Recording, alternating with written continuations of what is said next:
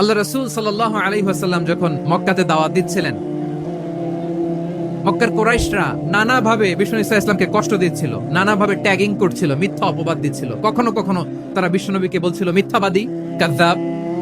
কখনো বলছিল যে তুমি হচ্ছে জাদুকর, সাহির।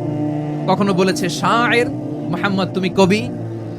কখনো বলেছে কাহেন, মুহাম্মদ তুমি গণক। এবং কখনো বলেছে মুহাম্মদ তুমি হচ্ছে মাজনুন, মানে পাগল। আওয়াজ করে সবাই পড়ুন নাউযু বিল্লাহি মিন যালিক। তাহলে বিশ্বনবীকে মৌলিকভাবে এই 5টি অপবাদ দিয়েছে। আমার কলেজা টুকরা সিলেটের ভাইরা, বিশ্বনবীর ব্যাপারে মিথ্যা অপবাদ মৌলিকভাবে দিয়েছে কয়টি? 5টি। বলেছে তুমি মিথ্যাবাদী, বলেছে তুমি গণক, তুমি কবি, তুমি পাগল, তুমি জাদুকর। বিশ্বনবীকে যে এই 5টি অপবাদ দেয়া হলো, আল্লাহ তাআলা এটা সহ্য করেননি। এই 5টি অপবাদের বিপরীতে আল্লাহ তাআলা বিশ্বনবীর 5টি চমৎকার বৈশিষ্ট্য উল্লেখ করে সূরাতুল আহজাবের 2টি আয়াত নাজিল করেছেন। আওয়াজ করে পড়েন আল্লাহু আকবার। 5টি চমৎকার বৈশিষ্ট্য সূরাতুল আহজাবের ভেতরে রব্বুল আলামিন উল্লেখ করে আমাদেরকে জানিয়ে দিচ্ছেন, ইয়া আইয়ুহান নাবিয়্যু ইন্না আরসালনাকা শাহিদান ওয়া মুবাশশিরান ওয়া নাযীরা ওয়া দাঈয়ান ইলাল্লাহি বিইذনিহি ওয়া সিরাজাম মুনীরা। পড়েন আল্লাহু আকবার।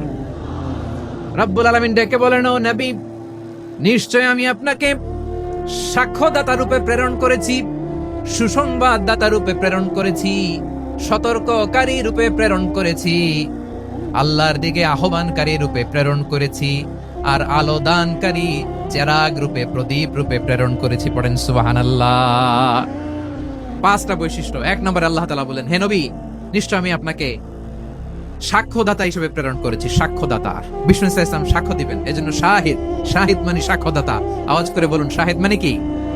তিনি সাক্ষ্য দিবেন।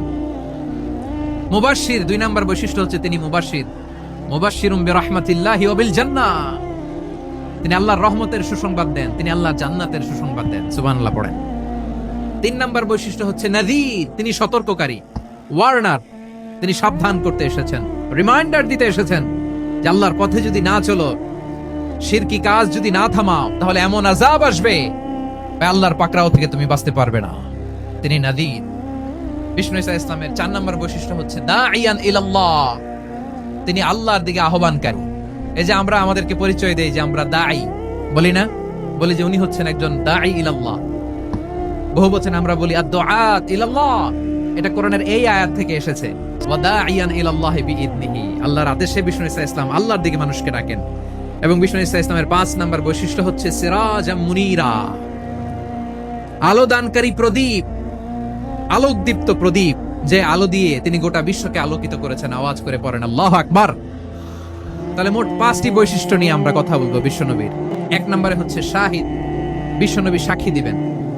কি দিবেন?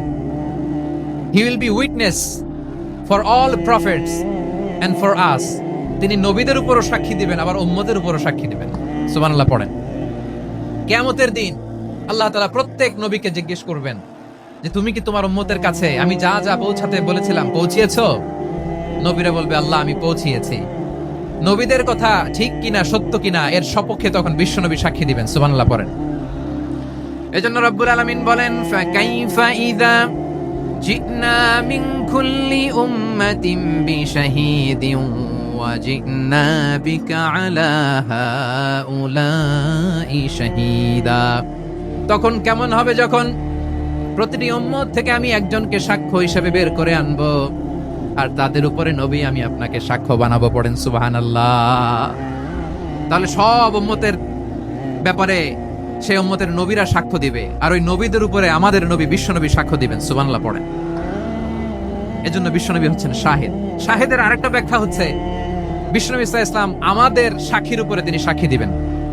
তিনি নবীদেরও সাক্ষী, আবার আমাদের উপর, উম্মতের উপরও সাক্ষী। সুবহানাল্লাহ পড়েন। রব্বুল আলামিন বলেন, وَكَذَلِكَ جَعَلْنَاكُمْ أُمَّةً وَسَطًا لِتَكُونُوا شُهَدَاءَ عَلَى النَّاسِ وَيَكُونَ الرَّسُولُ عَلَيْكُمْ شَهِيدًا।